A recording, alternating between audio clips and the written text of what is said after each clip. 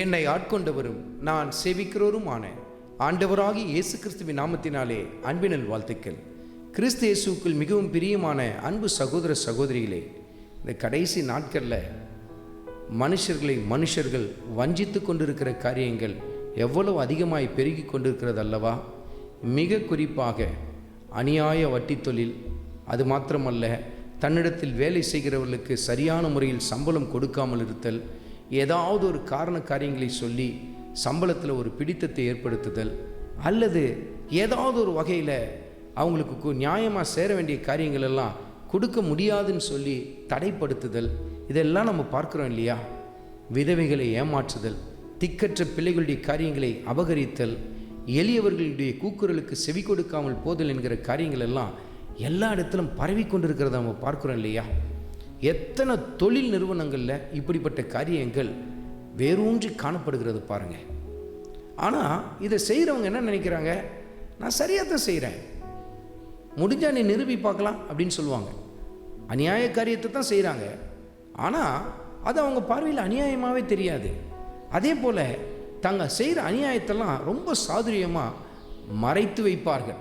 அதை யாரும் கண்டுபிடிக்க முடியாத அளவுக்கு நுணுக்கமாய் செய்ய ஆரம்பிப்பார்கள். கர்த்தருடைய வார்த்தையில் எப்படி எழுதப்பட்டிருக்கிறது பாருங்கள். வசனத்தை குறித்து கொண்டு தியானித்து பாருங்கள். மல்கியா தீர்க்கதரிசியின் புத்தகத்தில் 3வது அதிகாரத்தில் 5வது வசனத்தை குறித்து கொண்டு தியானித்து பாருங்கள்.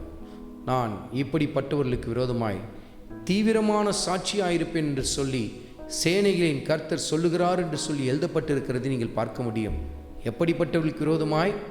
விதவைகளை ஏமாற்றி, திக்கற்றவர்களை ஏமாற்றி அபகரித்து, விபச்சாரம், வேசித்தனம் என்ற காரியங்களை செய்து, அப்படிப்பட்ட காரியங்களுக்கு துணை போதல், இந்த எல்லா காரியங்களுக்கு விரோதமாய் நான் தீவிரமான சாட்சியாயிருப்பேன் என்று சொல்லி சேனைகளின் கர்த்தர் சொல்லுகிறார் பாருங்கள். உங்களால் நசுக்கப்படுகிறவங்க ஏழை எளியவங்களாக இருப்பாங்க. தங்களுடைய நீதி நியாயத்துக்காக உங்களிடத்தில் போராடாத நிலையில் காணப்படுவாங்க. அதனால் இன்னும் அதிகமாக நசுக்கி கொண்டு இருக்கிறீங்களா? இதெல்லாம் என்ன செய்யும்? இவங்க என்னெல்லாம் மேற்கொள்ளவே முடியாது. என்கிட்ட இல்லாத அரசியல் செல்வாக்கா, என்கிட்ட இல்லாத பணபலமா, நான் எந்த பதவியில் இருக்கிறேன்னு தெரியுமா? இந்த ஆணவம். ஆனால் கர்த்தர் சொல்லுகிறார், நான் அவர்களுக்கு விரோதமாய் தீவிரமான சாட்சியாய் நிற்பேன் என்று சொல்லி சேனைகளின் கர்த்தர் சொல்லுகிறார் பாருங்கள். கர்த்தரே உங்களுக்கு விரோதமாய் சாட்சி சொல்லுவார், கர்த்தரே உங்களுக்கு விரோதமாய் வழக்காடுவார் என்று சொல்லி கர்த்தருடைய ஆவியானவர் சுட்டி காட்டுகிறார். அருமையான மகனே, அருமையான மகளே, அநியாயத்தை விட்டுவிடு, அக்கிரமத்தை விட்டுவிடு. உன்னிடத்தில் வேலை செய்கிறவர்களுக்கு நியாயமான முறையில் அவர்களுக்கு கொடுக்க வேண்டிய காரியங்களை கொடுத்து விடுங்கள் என்று சொல்லி கர்த்தருடைய ஆவியானவர் சுட்டி காட்டுகிறார். வட்டி தொழிலை விட்டுருங்க. உங்கள்கிட்ட கடனுக்கு வாங்கிட்டு இன்னைக்கு அசலை விட அதிகமாக வட்டி கொடுத்துட்டாங்களே, அவங்கள மன்னித்து விட்டுடுங்க. இன்னும் அவங்கள போய் நசுக்கி கொண்டிருந்தீங்கன்னா கர்த்தர் உங்களை நசுக்கத்தக்க நேரம் நெருங்கி கொண்டிருக்கிறது என்று சொல்லி கர்த்தர் உங்களோடு கூட இடைப்பட்டு கொண்டிருக்கிறார். கர்த்தருடைய வார்த்தைக்கு செவி கொடுங்கள். கர்த்தர் உங்களை ஆசீர்வதிப்பார். ஆண்டவராகிய இயேசு கிறிஸ்துவின் கிருபை உங்கள் அனைவரோடும் கூட இருப்பதாக. ஆமென்.